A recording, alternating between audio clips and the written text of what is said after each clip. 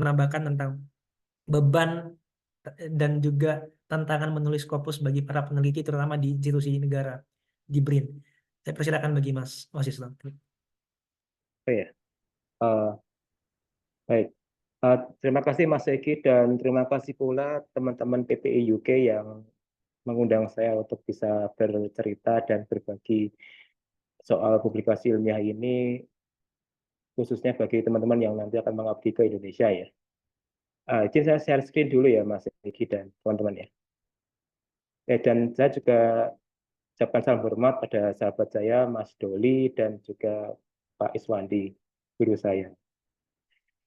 Eh, apa kelihatan layar saya, teman-teman, Mas Egi? Kelihatan Mas. Terlihat, Prof. Ya, halo, selamat petang Pak Ismail, guru saya juga. Selamat petang ya. Ya, baik, terima kasih. Jadi saya akan melengkapi paparan dari Mas Doli dan juga Pak Iswandi ya, soal bagaimana publikasi ilmiah ini apakah memang menjadi beban atau memang menjadi semacam tuntutan yang harus kita laksanakan sebagai akademisi. Nah, cuman uh, porsi terbesar saya di sini bukan ke aturan Kemendikbudristek baru, karena BRIN sendiri berada di pengaturan yang berbeda atau manajemen yang berbeda dengan Kemendikbudristek yang membawai kampus-kampus dan mungkin bukan di bawah Kemenak pula yang membawai PTKIN. Jadi kami berdiri sendiri secara keilmuan dan kami lebih pada fokusnya ke riset. Jadi mungkin itu secara singkat bagaimana kita membedakan jalur riset BRIN dan juga Kemendikbudristek ya teman-teman. Nah, terkait dengan permintaan teman-teman yang itu mendiskusikan bagaimana tuntutan publikasi bagi peneliti BRIN ya. Cuman sebelum saya lebih jauh nanti mendiskusikan ini sudah disclaimer ya, ini teman-teman kalau nanti setelah mendengarkan paparan saya jangan nanti terdiscourage di seorang akademisi ya, karena ini akan lebih memaparkan bagaimana situasi yang kami hadapi di BRIN sebenarnya. Jadi secara umum itu memang tuntutan Scopus bagi peneliti BRIN itu menjadi hal kewajiban utama ya. Jadi di sini saya memaparkan ada perubahan peraturan dalam hal ini ya. Yang dulunya itu peraturan BRIN nomor 1 2023 sekarang menjadi keputusan Kepala BRIN nomor 31 HK 2025. Apa implikasinya dari perubahan peraturan ini teman-teman? Nah, implikasi terbesar di sini adalah bagaimana kemudian Scopus itu menjadi tuntutan hampir di semua tingkatan fungsional peneliti di sini. Jadi kalau sebelumnya itu bagi tingkat peneliti pertama, peneliti ahli pertama, peneliti ahli muda itu bisa menerbitkan artikel jurnalnya di Sinta 2 atau mungkin Sinta 1 ya di Indonesia. Nah, sekarang kami dengan adanya peraturan Kepala BRIN terbaru itu, kami sekarang sudah harus menerbitkan di jurnal terindeks global. Nah, ini bisa dilihat ya teman-teman dari bagaimana tuntutan Scopus itu sudah menjadi semacam aturan baru yang diberlakukan mulai tahun ini, teman-teman. Khususnya yang itu berdampak di kalangan ahli muda dan ahli pertama. Kalau sebelumnya memang ahli utama dan ahli media peneliti itu memang sudah wajib Scopus, tapi sekarang di ahli muda dan ahli pertama pun sudah bisa, maaf, sudah wajib Scopus. Nah, jadi ini ada semacam uh, ukuran kerja minimal. Jadi di BRIN itu ada semacam kontrak kinerja teman-teman. Jadi setiap tahun kami harus bisa menghasilkan publikasi atau output ya.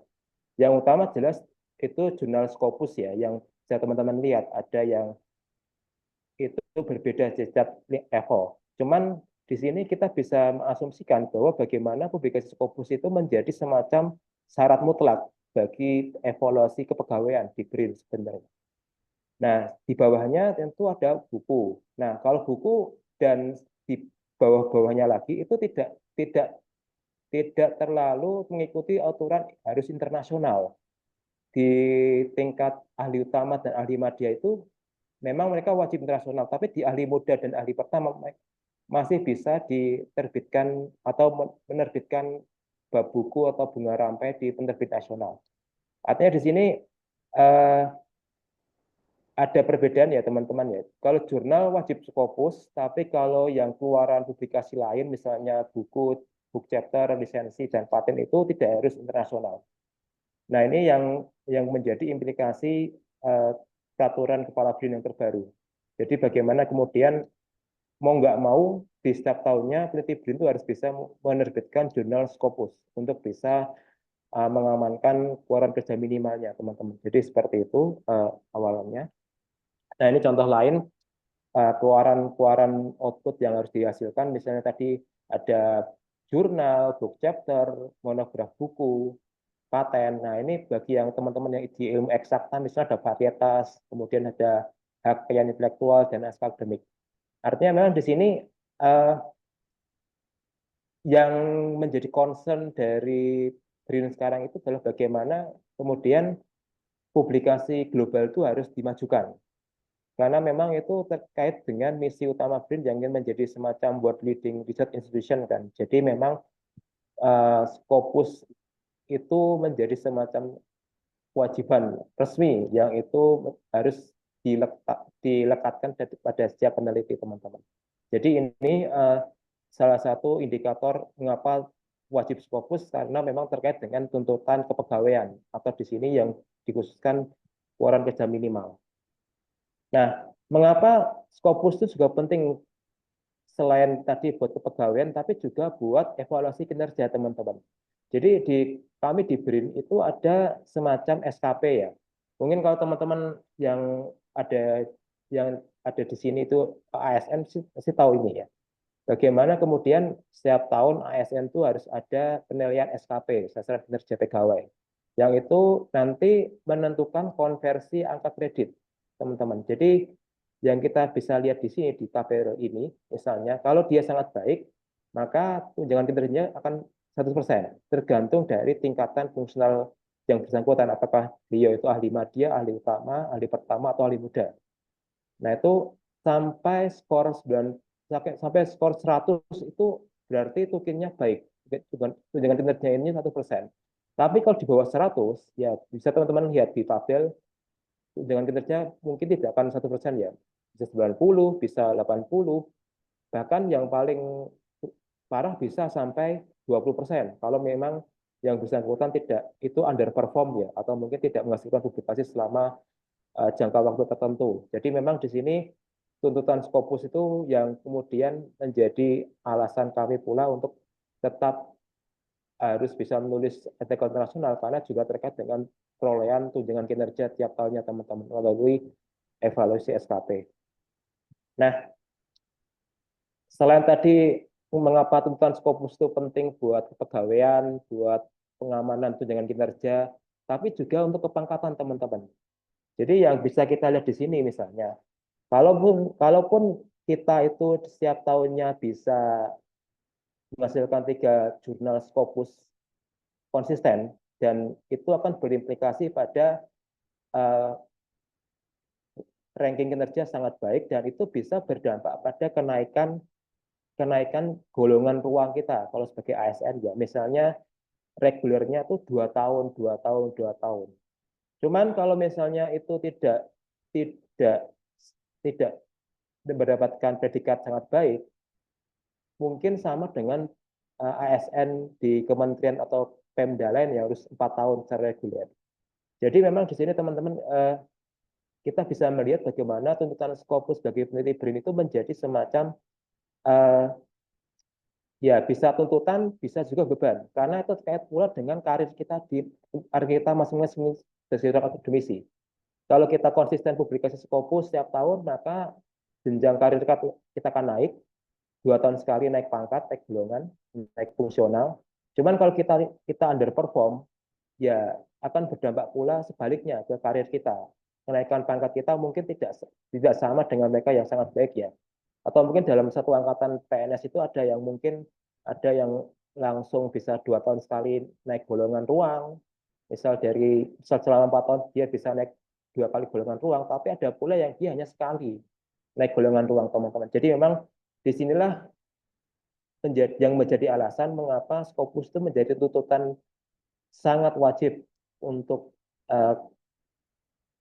peneliti ya, terutama dalam meningkatkan karir mereka ke depan. Karena kalau misalnya mereka stuck, ya akan berdampak pada jenjang mereka secara administratif dan juga secara akademik ya teman-teman. Disinilah yang membuat kenapa Scopus itu menjadi semacam indikator utama.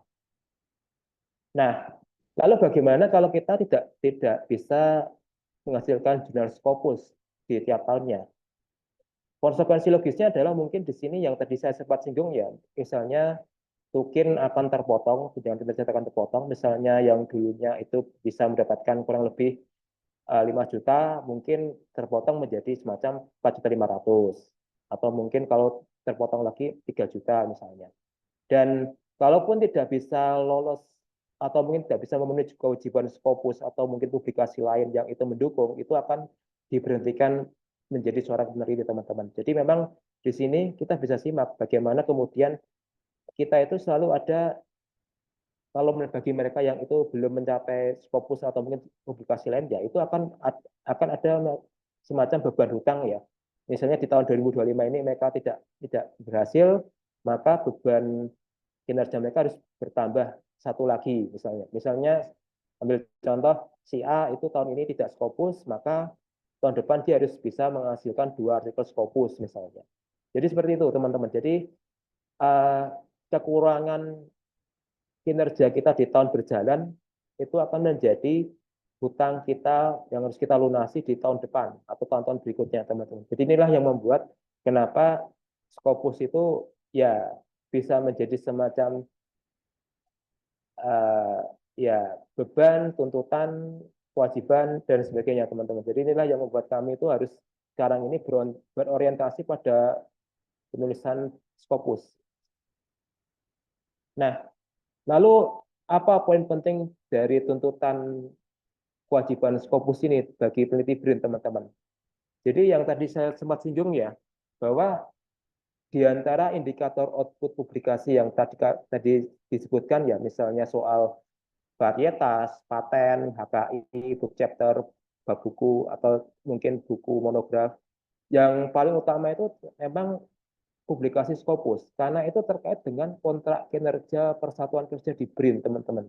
Jadi tiap tahun, setiap pusat riset di BRIN itu ada penugasan ilmiah namanya, yang itu dikasih beban tiap tahunnya harus bisa Scopus berapa kali dalam tahun berjalan misalnya. Jadi inilah yang membuat kenapa kami peneliti BRIN itu harus bisa Scopus, karena terkait pula dengan upaya kita membantu kinerja lembaga. Karena kalau misalnya lembaga kita itu tidak perform, ya itu akan rentan berpengaruh pada penilaian kita pula di tahun berjalan atau mungkin tahun-tahun berikutnya. Yang kedua, kalau misalnya kita konsisten mendapatkan nilai kerja sangat baik tiap tahun misalnya, itu tentu akan berdampak pada karir kita teman-teman. Misalnya dalam kenaikan golongan ruang misalnya itu bisa 2 tahun reguler. Misalnya yang itu mungkin tidak dimiliki oleh teman-teman ASN yang itu ada di level Pemda atau kementerian ya, yang mungkin tidak punya jabatan fungsional. Kalau di BRIN itu kalau misalnya dia sangat baik berturut-turut, ya dia akan bisa naik golongan per 2 tahun. Artinya karir yang bersangkutan akan lancar. Cuman syaratnya itu tadi, konsistensi publikasi 3 jurnal Scopus, bisa 2 per tahun. Jadi inilah yang membuat kami itu harus tekun menulis setiap tahun teman-teman. Jadi tidak hanya 1-2 jurnal ya, tapi juga mungkin untuk 3-4, entah itu buat publikasi tahun ini atau publikasi tahun berikutnya. Atau bagi mereka yang punya hutang, itu bisa dibayarkan melalui publikasi tahun ini teman-teman. Nah tadi yang saya sempat singgung pula soal pemotongan tunjangan kinerja teman-teman ya. Jadi kalau misalnya kemudian kita tidak terpenuhi kenaikan tidak terpenuhi Scopusnya, ya otomatis mungkin kita terpotong tunjangan kinerja maksud saya. Ada Golongan pemberhentian kita ya, Mas. golongan kita itu akan tertunda dan mungkin yang paling krusial dihentikan jabatan fungsinya teman-teman. Jadi inilah yang membuat kami di BRIN itu saat ini dan depan itu akan selalu berupaya untuk menghasilkan jurnal Scopus teman-teman. Lalu apakah ini menjadi semacam Maaf Mas, nanti solusi maaf Mas Wasisto, maaf saya potong. Nanti Ya. kita lanjutkan diskusinya karena kita perlu masuk ke Q&A. Nanti Oke. Mas bisa lanjutin narasi yang tadi mungkin setelah sesi diskusi karena Prof. Iswandi sebentar lagi harus meninggalkan ruangan dan perlu menjawab beberapa pertanyaan. Siap. Mohon maaf ya Mas, nanti kita lanjutkan lagi diskusinya setelah ini. Jadi teman-teman, masuk ke sesi tanya jawab, saya sudah menangkap beberapa pertanyaan di kolom komentar, dan saya kira juga ada beberapa pertanyaan yang ingin disampaikan oleh para penanya. Saya persilakan bagi peserta yang ingin bertanya dapat mungkin ya untuk angkat tangan atau raise hand atau bisa langsung lewat mikrofon. Saya mencatat dua pertanyaan. Salah satunya khusus untuk Prof. Iswandi tentang bagaimana mengakomodasi dosen dan mahasiswa agar lebih memiliki minat dalam mengajar dan terlibat di industri ataupun praktisi masyarakat agar terhindar dari ya praktik joki dan juga predatory. Juga ada pertanyaan meluas untuk 3 narasumber tentang etika ilmiah, tentang etika ilmiah dan juga fenomena kuantifikasi publikasi ilmiah ketimbang kualitas. Jadi bagaimana karya itu seharusnya fenomenal bukan banyak. Bukan dilihat dari citasinya tapi dilihat dari pengaruhnya. Mungkin itu dulu Prof, tapi saya juga punya catatan pribadi sebenarnya. Ketiga narasumber mungkin ke Prof. Sony dulu sebelum Prof beranjak. Prof menyebut tentang rezim jurnal. Saya membayangkan bahwa memang di tahun ini rezim jurnal, terutama rezim Scopus, sangat menggelegar ya. Dan saya melihat bagaimana fenomena untuk melihat artikel yang singkat, konsis, padat, dan juga mencari novelty itu suatu keniscayaan sekarang. Apakah Prof melihat ini juga sebagai fenomena menguatnya pengaruh akademisi Eropa pada studi humaniora terutama, atau memang ini fenomena global saja? Jadi melihat bagaimana European colonial gaze itu juga mempengaruhi academic writing terutama dalam studi Islam atau studi filsafat atau studi komunikasi gitu. Saya kira itu Prof. Silakan. Oke ya, singkat aja mungkin ya. Jadi itulah selain dibutuhkan literasi dalam academic writing, kita perlu juga literasi dalam jurnal ya. Nah, kalau ditanya bagaimana cara menghindari joki atau jurnal predator, ini juga kadang-kadang kita sering keliru ya. Academic writing itu seolah-olah atau selama ini diajarkan tentang bagaimana cara menyusun seperangkat metode untuk mencari data, menemukan data, mengumpulkan data, mengolah data, menganalisis data, menyajikan data dalam sebuah karya ilmiah. Titik sampai di situ, ya. Nah, harusnya di bagian hulu sebuah publikasi itu adalah riset. Di tengahnya itulah academic writing.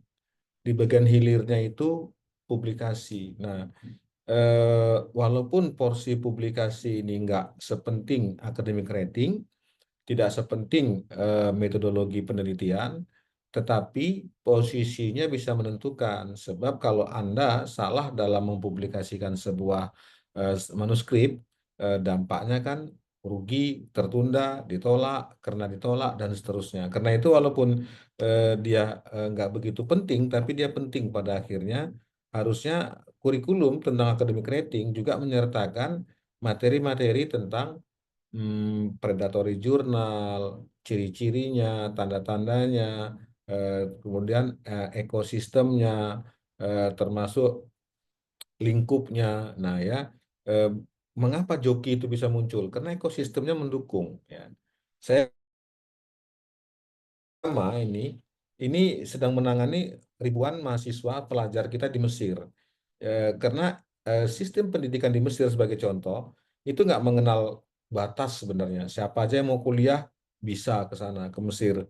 Dampaknya di Indonesia banyak sekali calon pelajar kita yang akan berniat ingin sekali ke Mesir ya.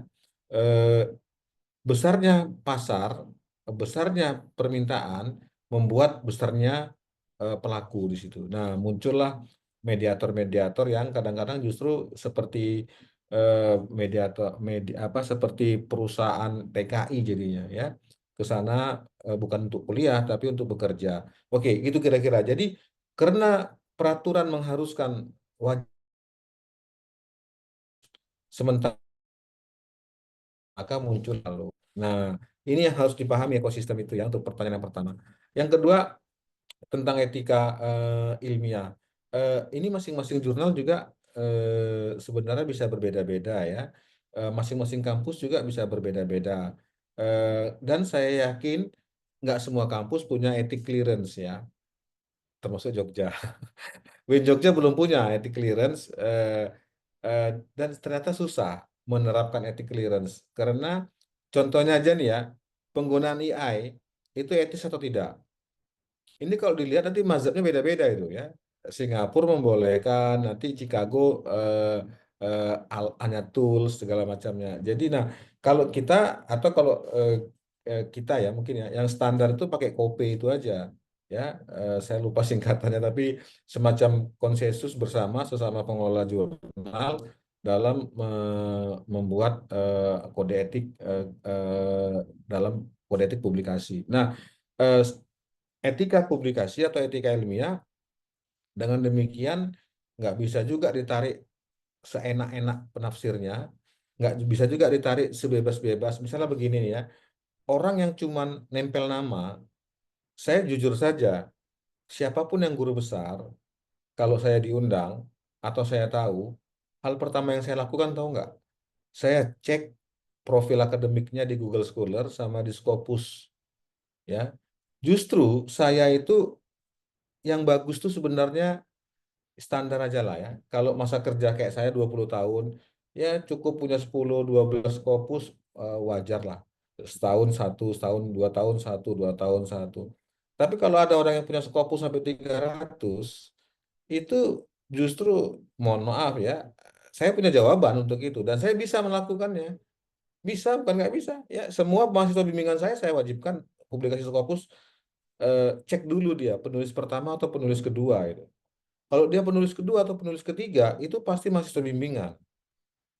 Nah, Kalau ini melanggar etik penulisnya nggak nih? 5 dan 10 kayak menteri kita gimana, Prof? Nah, Itu kan ada 300 nah artikelnya. itu nggak ada di beberapa jurnal ada yang sampai 3 halaman penulisnya. Untuk halaman pertama tuh penulis semua itu dengan afiliasinya. Jadi ada 70 penulis makan 3 halaman sendiri. Ada kalau mau contohnya saya tunjukkan kalau waktunya cukup ya nanti. Jadi, nah kolaborasi ini juga menjadi sangat riskan sebenarnya. Bayangkan ya, saya mau guru besar. Ada beberapa reviewer yang saya mintain komentarnya, gimana ya biar aman sekali saja ngajukan guru besar nggak diulang, nggak ditolak, nggak dikembalikan. Dia bilang rumit katanya. Kalau kita punya 5 artikel kan cukup satu sebenarnya ya. Kalau kita punya 5 artikel dan lima-limanya penulis tunggal, dia curiga itu. Anda kok penulis tunggal semua, kok nggak kolaborasi katanya kan? Nanti kalau kita kolaborasi semua, lah Anda kok kolaborasi mana artikel orisinal Anda sendiri katanya gitu.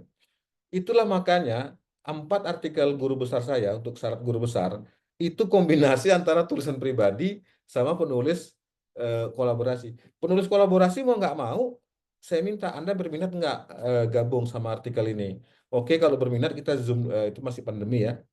Sekarang sudah guru besar Pak Mas Duki, dosen UII Yogyakarta, lulusan Jerman itu ya.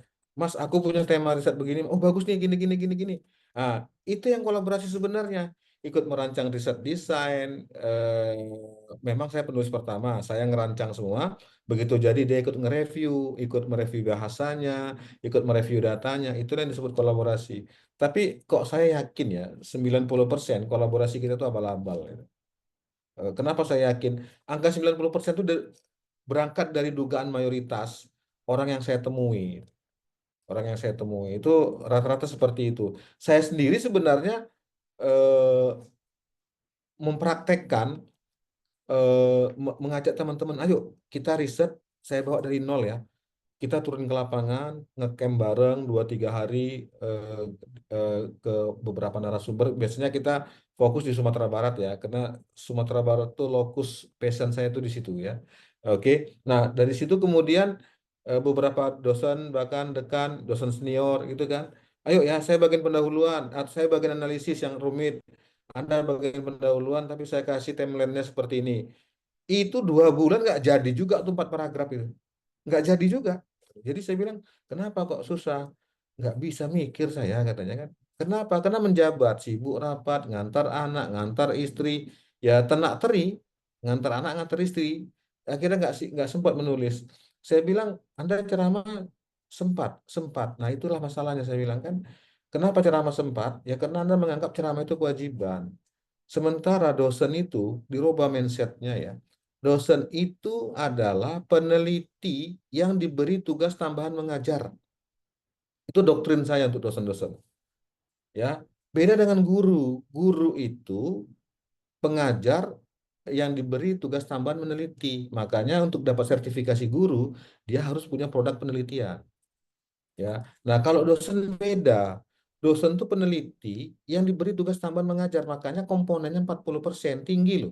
45% komponen kum untuk mengajar itu. Sementara untuk ceramah itu cuma 5%. Itu jadi kalau nggak meneliti apa yang mau diajarkan ke mahasiswa? Itu. Nah, selama ini mereka mengerasa kewajiban utamanya mengajar, peneliti penunjang. Nah, kemudian kewajiban kedua ceramah. Nah, usut punya usut ternyata ceramah ini ada honornya kan.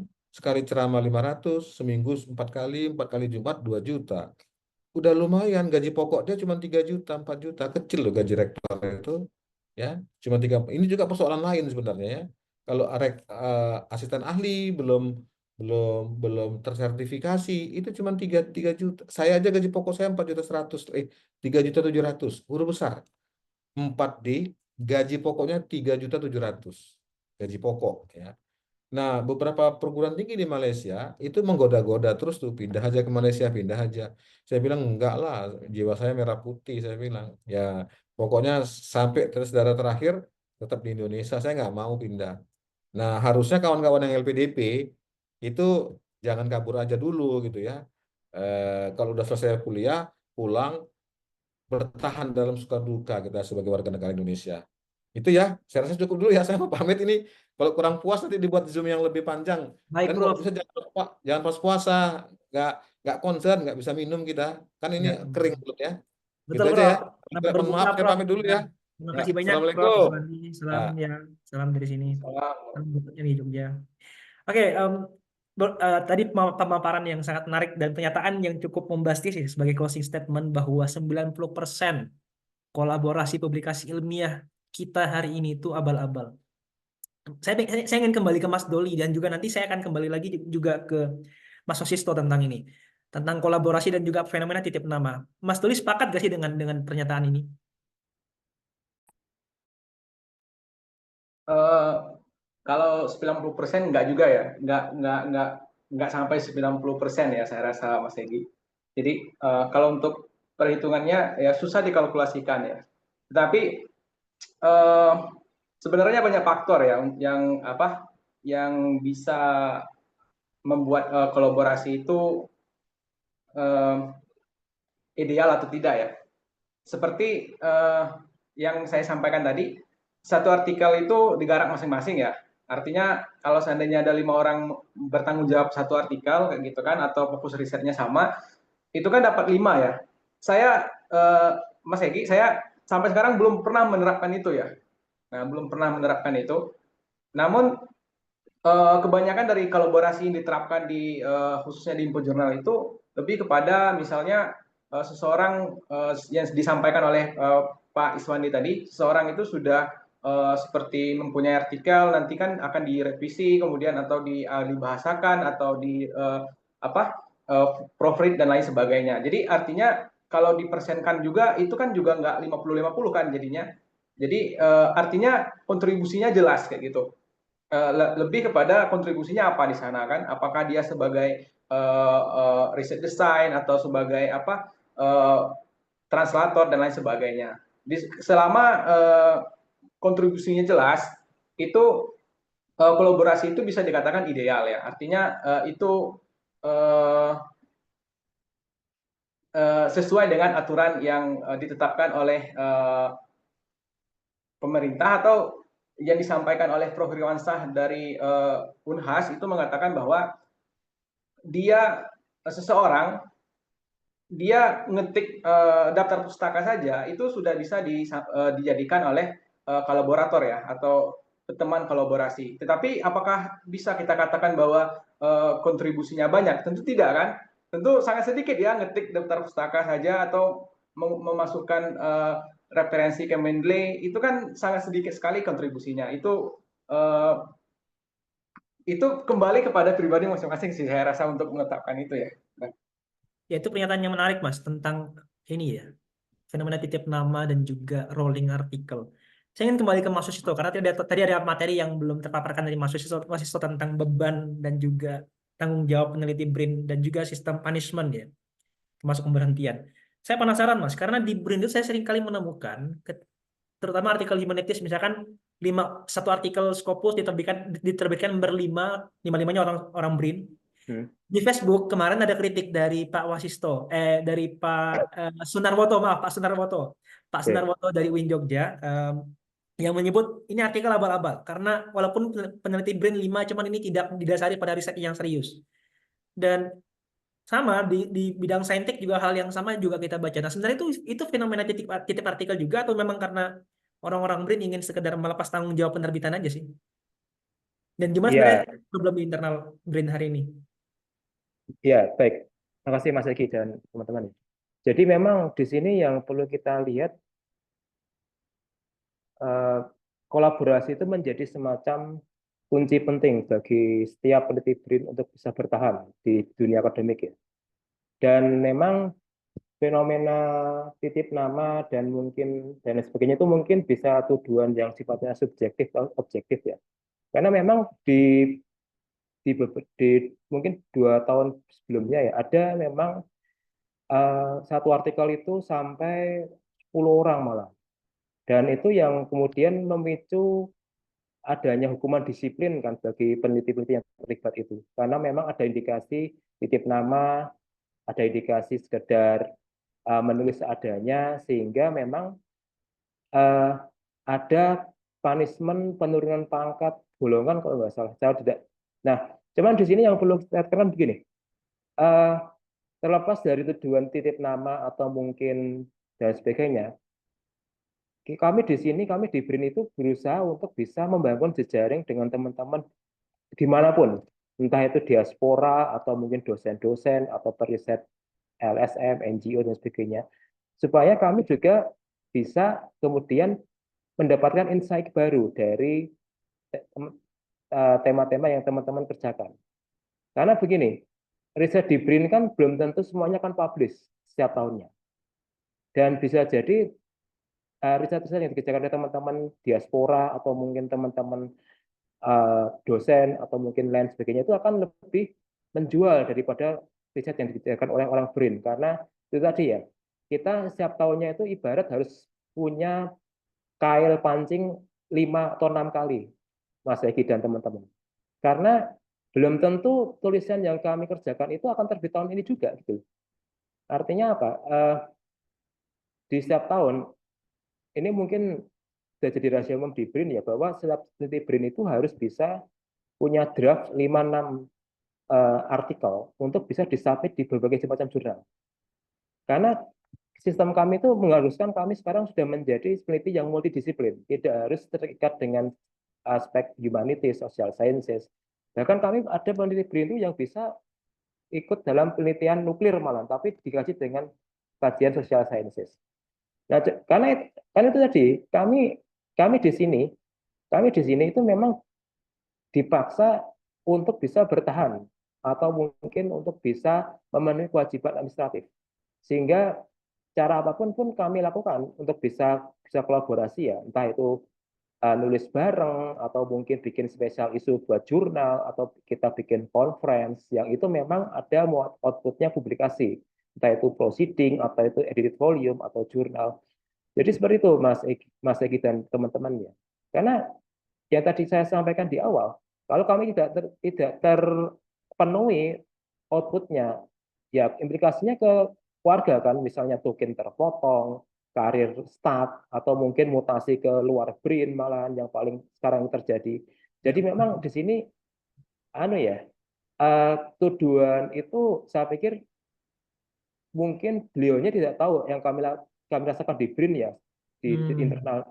Oke. Jadi kami eh, berusaha untuk kolaps dengan siapapun. Cuman kami juga harus tahu diri batasan penulisnya ya. Misalnya kalau saya dan tim sendiri memasang standar mungkin kolaps mungkin maksimal 4-5 penulis dalam satu jurnal ya.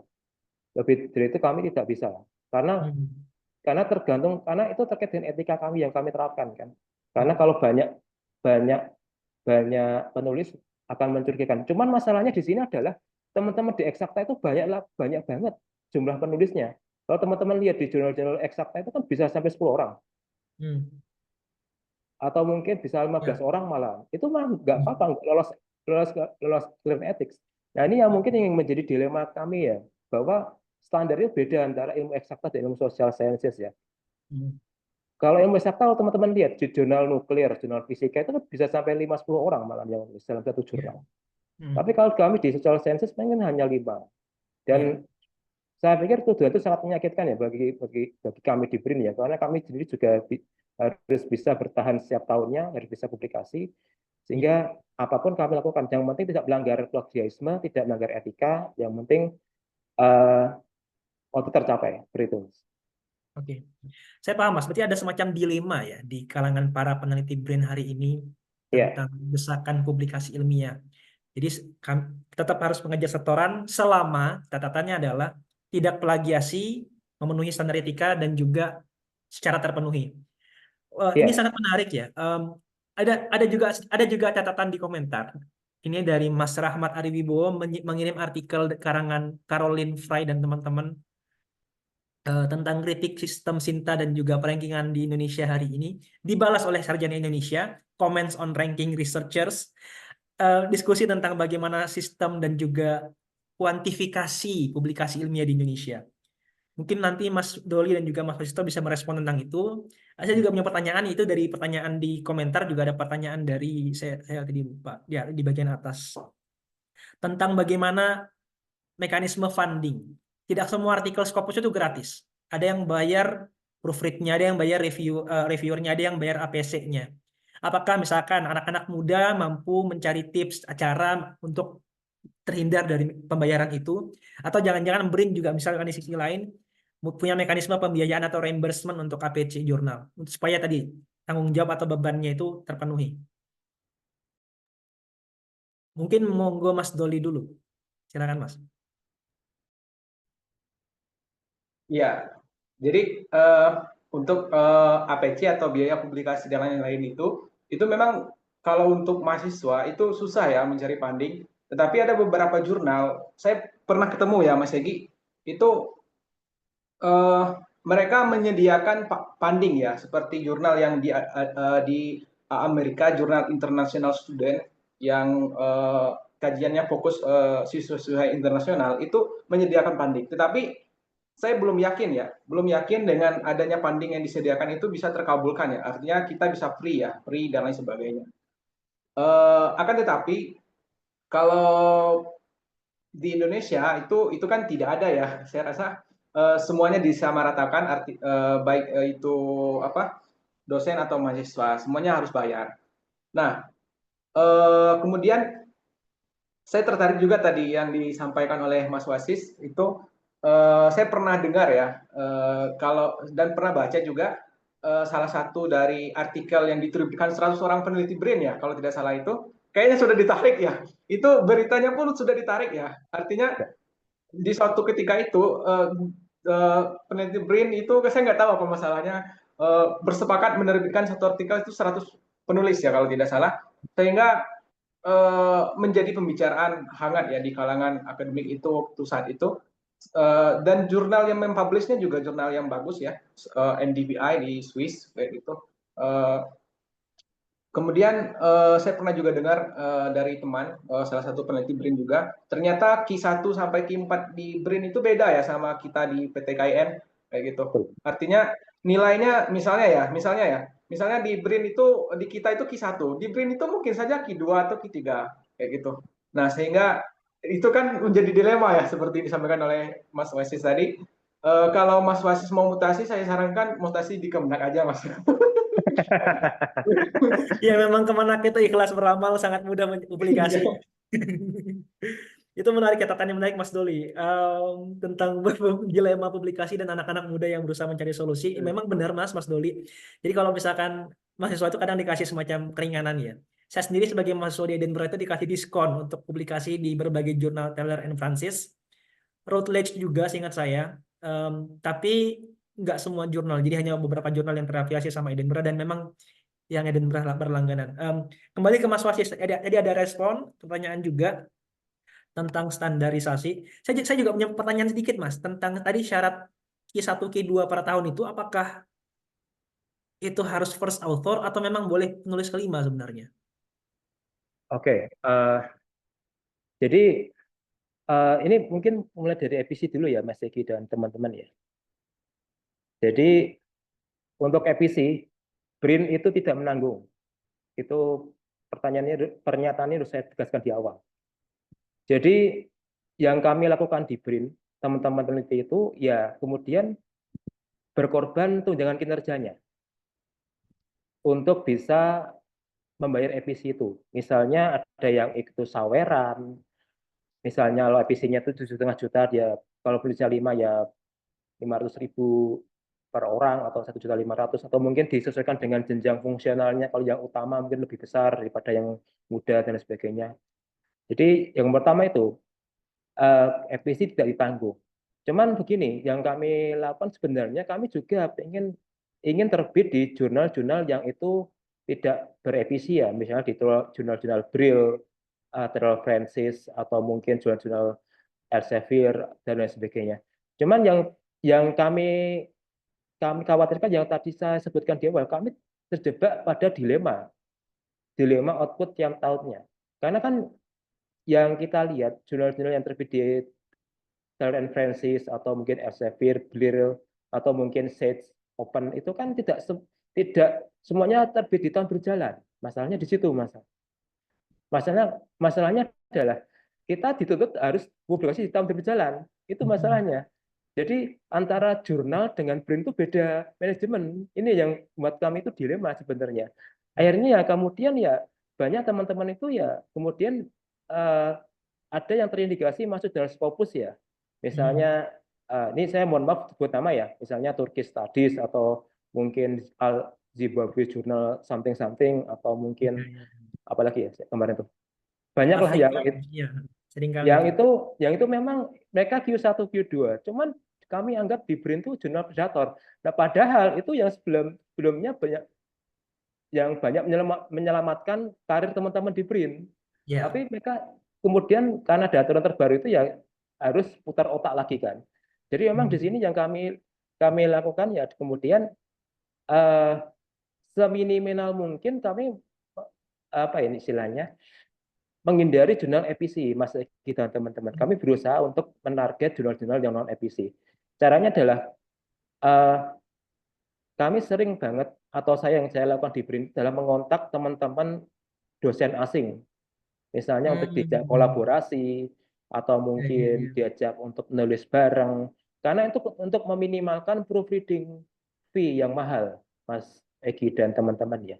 Karena kalau misalnya kita punya jejaring dengan orang asing ya, atau mungkin yang teman-teman di UK ini kan bisa ngajak supervisornya nulis bareng, atau mungkin teman satu batch-nya, satu cohort-nya bisa diajak nulis bareng. Itu menjadi semacam investasi jangka panjang teman-teman. Karena memang kalau teman-teman nanti menjadi akademisi di lembaga riset atau di kampus-kampus, itu yang akan membuat teman-teman nanti pada publikasi yang lebih bertaraf tinggi ke depan. Jadi inilah yang saya lihat mengapa kami juga kemudian mendorong kolaborasi dengan teman-teman diaspora. Karena tadi itu meminimalkan EPC yang kian lama kian mencekik itu. Karena ambil contoh EPC di jurnal-jurnal yang notabene itu Scopus dalam negeri ya, itu bisa sampai 7,5 juta, 10 juta. Yang itu kan sangat sangat apa ya istilahnya, mengganggu kesehatan mental tiap peneliti. Ya. Karena mereka harus, bagi mereka yang keluarga ya, mereka harus bisa mengatur uangnya untuk mana yang dibuat untuk keluarga, mana yang buat EPC, mana yang buat KPR, buat kredit mobil misalnya, seperti itu. Jadi memang eh, apa ya, kolaborasi itu yang terus-menerus kami tekankan, terutama saya pribadi ya, karena memang tidak semuanya hasil riset BRIN itu akan laku dijual di jurnal internasional. Apalagi kan teman-teman di luar itu kan ada kelebihan punya punya akses software yang sekarang lagi update ya, misalnya Python atau mungkin uh, Stata atau yang itu kami di BRIN tuh mengalami limitasi malahan. Kami tidak didukung software seperti itu. Nah, ini yang buat kami itu menjadi dilema sebenarnya teman-teman. Uh, Terus yang kedua dari Mas Egi ya, lupa saya. Tadi ini Mas, tadi yang first authorship udah dijawab belum tentang Oh, apakah harus tulis pertama? yang first authorship atau second atau setelahnya itu sebenarnya tidak menjadi semacam indikator utama ya Mas Egi dan teman-teman ya. Cuman Menarik. ini ya, untuk asesmen kenaikan fungsional di BRIN memang itu sangat subjektif lagi ke asesornya.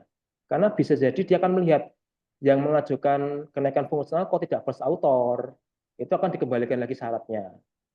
Atau mungkin ini yang bersangkutan cuma second author atau mungkin last author, itu akan dipersoalkan lagi. Nah, ini yang menjadi pertanyaan berikutnya, karena secara aturan itu tidak tertulis seperti itu. Cuman ketika kita asesmen kenaikan fungsional peneliti, misalnya dari ahli muda ke ahli madya ke utama, itu akan selalu dilihat kedudukan penulis itu. Apakah kalau dia konsisten first author, ya dia lolos asesmen untuk bisa naik fungsional. Cuman kalau dia itu second author, third author, last author, ya itu akan dipertanyakan lagi kan Jadi memang di sini unsur subjektivitas itu sangat tinggi sebenarnya untuk kenaikan fungsional di BRIN. Ya saya nggak tahu kalau di PTKIN seperti apa, karena asesornya kan ini kan beda keilmuan ya. Ya. Misalnya kalau saya dari ilmu sosial humaniora, dapatnya asesornya orang eksakta. Kalau orang eksakta strict first author harus wajib kan. Itu kacanya di situ. Kalau kita celakanya di situ. Kalau kita dapatnya asesmennya orang eksakta. Cuman kalau sesama orang humaniora ya kita tahu sama tahu lah. Jadi nggak masalah. Jadi memang di sini sangat tricky sekali ya teman-teman ya, sangat tricky dan sangat challenging sekali soal publikan first author. Secara aturan, secara administratif tidak masalah, tapi secara kenaikan pangkat itu bisa jadi masalah. Jadi seperti itu Mas Egi dan teman-teman. Jadi apa ya Mas Egi? Ini ada pertanyaan, mungkin pertanyaannya ditujukan ke Mas Wasisto kayaknya. Ya. Tentang BRIN mengkategorikan jurnal-jurnal predatory, apakah ada update tahunan? Let's say misalkan tahun ini MDPI, jurnal-jurnal Turki, Kurdistan, Thailand, Afrika, HTS, let's say Kogen sebagai jurnal tahun ini predatory, besok enggak, atau memang itu udah kayak gentleman's agreement lagi-lagi, tak disebutkan. Jadi gini, jadi saya juga ingat pertanyaannya Mas Doli ya. Jadi memang benar kami di BRIN itu punya standar indeksasi jurnal sendiri ya teman-teman ya. Misalnya ada jurnal global bereputasi tinggi, ada jurnal global bereputasi menengah, ada jurnal global bereputasi. Dan itu tidak mengacu pada skema Go. Kadang itu menggabungkan skema Go dan Web of Sciences, kadang menggabungkan indeks lain. Artinya belum tentu Scopus Q1 di skema Go akan juga sama dengan di BRIN. Itu beda cerita lagi itu. Jadi misalnya ambil contoh ya, artikel jurnal yang terbit itu di skema Go-nya itu Q2, di BRIN bahkan bisa Q3 malah. Jurnal global bereputasi malah. Atau mas justru jurnal yang tidak terindeks skema Go, malah dia mendapatkan status global menengah di BRIN. Jadi memang di sini agak tricky juga gitu loh untuk kita bisa memetakan jurnal mana yang tepat untuk kepentingan output kita. Karena bisa jadi jurnal yang kita tulis, kita target itu beda dengan indeks yang dilakukan di BRIN kan. Jadi memang kita harus sering-sering update jurnal juga ini. Jadi setiap tahun bikin list skema Go jurnal yang mana Q1, Q2, Q3, Nah, itu bisa dicocokkan dengan indeksnya BRIN, karena memang di sini yang kita lihat, kalau gitu untuk kepentingan asesor ya, asesmen penilaian kinerja, kan ada tuh asesor yang dia up to date, yang dia gaptek ada kan, ada yang dia strict. Nah, ini yang masalahnya di situ. Jadi memang ada yang dia ikutan Skimago, ada yang dia harus ikutan indeks BRIN. Jadi memang di sini secara umum memang indeks BRIN itu memudahkan kita untuk memetakan jurnal. Jadi kita tidak terpaku pada Skimago. Cuman dalam beberapa kasus terakhir itu kadang ada yang meleset juga gitu loh. Yang di Skimago Q2Q1 di BRIN global menengah. Ya itu kan merugikan kita ada yang ahli Madian utama kan, karena dia tidak sesuai dengan KPM yang dia harus dicapai. Atau mungkin di Skimago-nya itu Q4, di BRIN-nya itu global tinggi malah. Itu malah menguntungkan yang ahli muda malah. Seperti itu. Ya, saya ingat karena beberapa jurnal di Indonesia juga sering kali ketika terindeks, bukan terindeks Scopus, mereka tetap masuk dalam kategori jurnal bereputasi internasional, tapi jurnal internasional non reputasi gitu ya.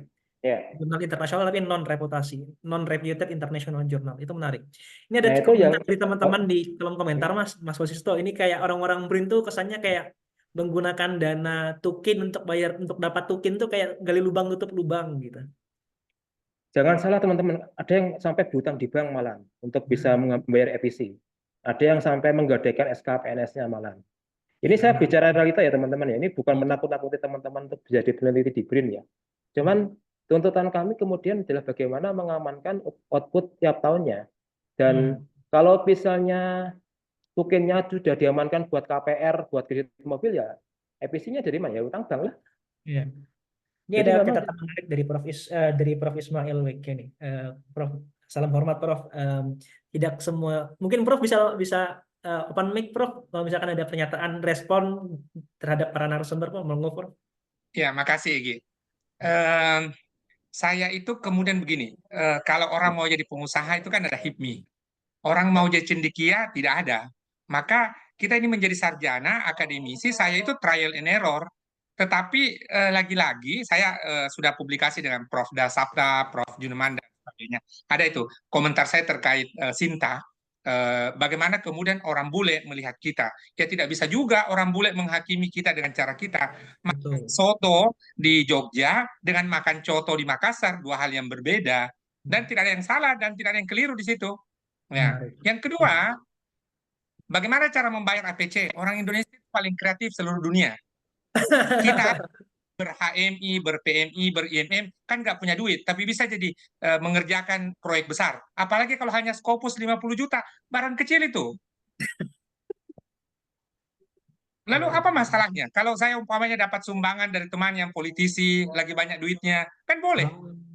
Nah, untuk membayar APC, atau begini, penerbit IOP itu ada di Bristol. Saya datang langsung ke Bristol, ketuk pintunya dan langsung masuk dapurnya. Apa yang terjadi? Saya bisa publish 50 proceeding langsung ke IOP, kan boleh.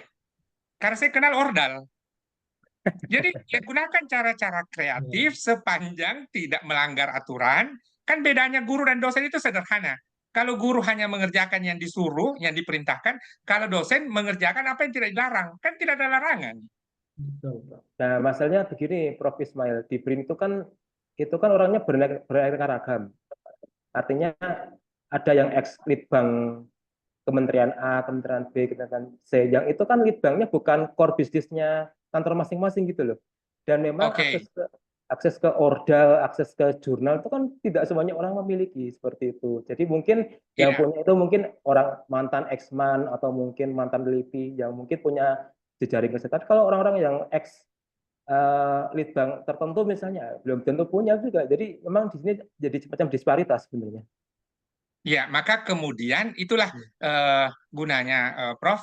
Silaturahim bahasa Indonesianya, jadi supaya kita bisa sharing informasi. Yang terakhir adalah betul kata Prof. Iswandi tadi, beliau gajinya gaji pokoknya 4 jutaan, tapi kan bisa tiap bulan ke luar negeri. Ya boleh jadi adalah bahasa Al-Qur'annya min haitsu la yahtasib. Ya, saya tiap minggu boleh ke Eropa, boleh kemana-mana. Ya bukan karena gajinya tinggi. Alhamdulillah saya bismillah dijadikan editor di Springer Nature. oleh perusahaan Springer Nature, ya saya diberangkatin ke Prancis minggu lalu, kemana-kemana, ya kan boleh. Ya, halal itu karena saya bekerja secara profesional. Ya, tetapi itu kan tidak dimiliki oleh orang-orang Prancis, tidak dimiliki oleh orang-orang Inggris dan sebagainya. Terakhir ini saja, maksud saya kita tidak bisa mengukur cara makan nasi Padang dengan cara makan pizza. Ya, orang makan pizza punya cara sendiri. Nah, cara makan nasi Padang itu kalau Anda pakai sendok dan garpu tidak nyaman itu, tidak enak. Ya, gitu aja. Jadi tinggal kemudian kita kodifikasi kira-kira sepanjang tidak melanggar aturan agama, tidak melanggar aturan berbangsa dan bernegara, tidak melanggar aturan etis, ya monggo silakan itu saja. Tetapi saya setuju dengan Prof. Wasisto bahwa karena BRIN sekarang ini adalah proses transisi, ya kita kodifikasi kira-kira mana yang boleh, mana yang tidak, termasuk etik clearance umpamanya. Kasus seseorang di UI yang kemudian publikasi artikel hilirisasi nuklir, lalu kemudian di Turkish Studies, itu ketidaktahuan saja. Makanya tugas kita adalah memberitahu dia. Maka saya datang ke UI, saya sampaikan, UI, saya ini editor Springer Nature loh. Kalau Anda mau publikasi ke proceeding yang saya kelola, yang saya editor, saya kasih diskon gratis deh, sekian paper, ya kan boleh gitu. Ya, akhirnya kan jadi saya diundang buka puasa sama Bahlil, lalu kemudian dikasih proyek yang boleh jadi 100 kali lipat dari itu kan boleh. Oh, ya. Jangan-jangan ini proyek buat jadi dokter ya, Prof? Enggak juga. Oh, enggak juga, ini beda lagi. Karena kan ini kita lagi ngomongin calon dokter UI. Nggak boleh, gitu. itu jadi joki itu nggak boleh. Oh, nggak boleh, ya. Nggak boleh jadi joki. Tapi kan kemudian kita menerima uang APBN kan boleh. Ya, Sepanjang betul. mengikuti aturan akuntansi keuangan negara begitu. Jadi sederhana, maksudnya saya ingin kepada adik-adik yang junior-junior, mari cari jalan kita masing-masing. Trial and error kadang-kadang. Saya juga pernah terjebak di 1-2 jurnal predator, tapi kan itu bukan dosa. Ya hanya karena ketidaktahuan. Ya. Jadi teman-teman di UK juga jangan kimi teman-teman Indonesia dengan pola pikir British di sana, itu kan bisa jadi kolonialisme baru itu. Mentang-mentang Anda kemudian kuliah di UK lalu kemudian menyalah-nyalahkan kita, oh enggak juga dong. Ampun, Bro, ampun. Kan gitu. Iya, Sehingga menarik. kemudian maksud saya ya kembali kepada nilai-nilai kita lah, gotong royong dan sebagainya. Sepanjang seseorang berkontribusi, masukkan namanya. Kalau tidak berkontribusi ya jangan masukkan namanya, kan simple. Ya, kalau kontribusinya 7 orang, ya what's wrong? Apa yang salah gitu kan? Ya mengecek daftar pustaka, memperbaiki, memasukkan ke template, dan sepanjang kontribusinya ada silahkan. Yang tidak boleh itu adalah tadi joki, ghostwriter dan sebagainya. Ya. Kalau berkontribusi bayar RPC nggak bisa. Nah, itu kan sudah masuk trading umpamanya. Jadi harus kontribusi dalam penelitian dan publikasi. Soal uang itu tadi bahasa kita di Al-Quran itu min haitsu la yahtasib.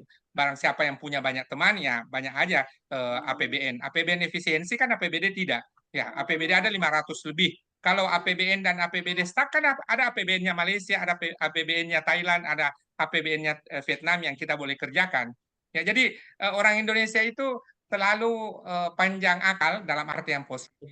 Ya kita gunakanlah cara panjang akal itu sehingga bisa survive. Dan kalau soal Scopus itu hanya soal merek. Anda mau naik Toyota, mau naik Honda, mau naik Fortuner, itu pilihan lifestyle saja. Kalau Anda tidak mau pakai Scopus, tetap bisa hidup, boleh. Ya, tetapi kalau kemudian Anda mau tinggal di Jogja, ya lebih banyak, ya lebih bagus lagi. Ya, tidak juga, ya bisa juga kita semua pergi kemana-mana karena kosong kotanya. Kota Jogja kosong kalau kita semua pada pergi. Saya kira itu. Terima kasih banyak. Mohon maaf, Prof. Wasisto dan Mas Dodi. Saya kira sudah sangat mendekati waktu berbuka puasa ya di Indonesia, dan tentu pemateri dan juga peserta yang sedang di Indonesia ingin berbuka puasa.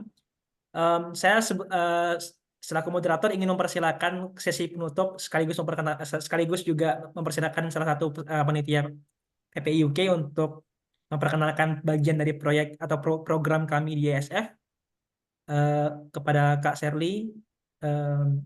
Kami persilakan. Terima kasih Mas Segi. Baik teman-teman, kami dari PPI UK itu punya program namanya Indonesian Scholars Forum. Di sini kami bermaksud untuk mengajak baik mahasiswa Indonesia yang ada di UK maupun yang ada di Indonesia dan akademisi-akademisi lainnya untuk berdiskusi mengenai pendidikan. Untuk kita ISF yang di bidang education, kita akan berdiskusi mengenai pendidikan di Indonesia, baik pendidikan dasar dan menengah maupun pendidikan tinggi.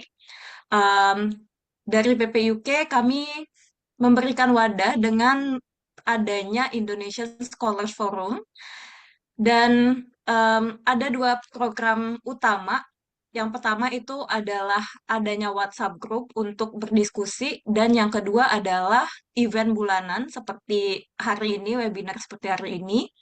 Nah, bagi teman-teman yang tertarik, kami tidak hanya ada cluster education, tapi juga ada cluster lain. Mungkin bagi teman-teman Ada yang sedikit tertarik lagi. untuk bergabung diskusi, boleh join dengan gabung ke community berikut ini. Terima kasih, Mas Egi. Ya, terima kasih banyak Kak Sherly. Jadi poinnya adalah teman-teman silakan share, silakan scan barcode decode ini atau klik link yang sudah ditampilkan untuk mendapatkan materi dari para presenter jika para pemateri berkenan untuk membagikan materinya. Dan bagi teman-teman yang ingin terus ikut diskusi PPI UK yang hampir setiap minggu akan muncul, termasuk dekat-dekat Lebaran. Jadi PPI UK salah satu PPI yang sangat aktif berdiskusi multidisiplin. Mungkin Brin juga akan mengajak kami diskusi multidisiplin lagi ke depannya. Saya sangat nantikan itu. Ya, atau mungkin nanti Prof. Ismail juga akan mengundang kami untuk publikasi di Springer. Itu juga mudah-mudahan ada kesempatannya. Tapi ISF ini menjadi wadah untuk berdiskusi, karena diskusi adalah salah satu cara kita untuk memproduksi ilmu pengetahuan, teman-teman. Dan saya kira itu catatan dari saya sebagai moderator, diskusi yang sangat menarik. Kita sudah banyak kita sudah banyak berdiskusi dan sangat hangat menyenangkan tentang publikasi dan juga tentang problem dan dilema publikasi ilmiah di Indonesia hari ini. Mudah-mudahan banyak hikmah dan pelajaran serta catatan yang bisa kita petik. Dan saya tutup, terima kasih banyak. Mohon maaf bila ada kesalahan kata. Wassalamualaikum warahmatullahi wabarakatuh. Bapak Ibu, mungkin kita adakan foto bersama dulu sebelum kita meninggalkan Zoom ya. Untuk foto bersamanya akan saya pandu. Bagi teman-teman yang belum membuka kamera, mungkin bisa segera membuka kameranya. Nanti sambil update teman-teman berbuka puasa dari mana. Jangan-jangan yang berbuka puasanya orang-orang WIB aja, yang WITA dan WIT belum berbuka puasa.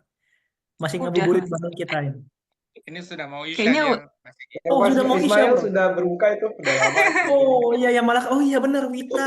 Udah minum-minum aja dari tadi. Oh iya, pantesan Prof. Ismail sudah minum. Wah, kita baru selesai sahur tadi, Prof, di sini, Prof. Ya, Kembali. salah saya summer deh saya memegang professorship di University South Wales. Biasanya oke. saya Luar biasa. ke London itu tiap summer.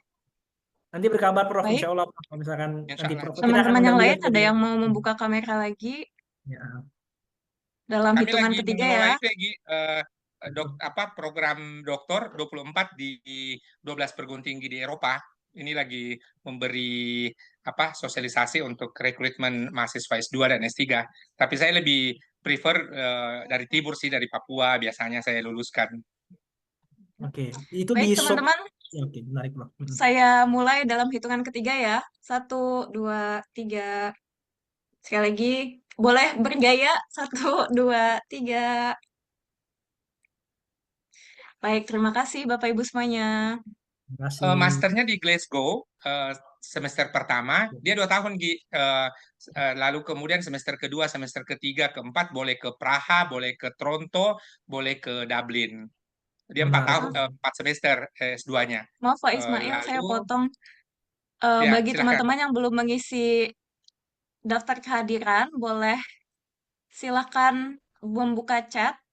Link untuk mengisi daftar kehadiran ada di kolom chat. Ya. Itu untuk kalau yang S3 gimana, Prof? Ada info S3 apa nih buat kami anak-anak PPI UK, Prof? S3-nya dia di bawah Dublin City University. Menarik.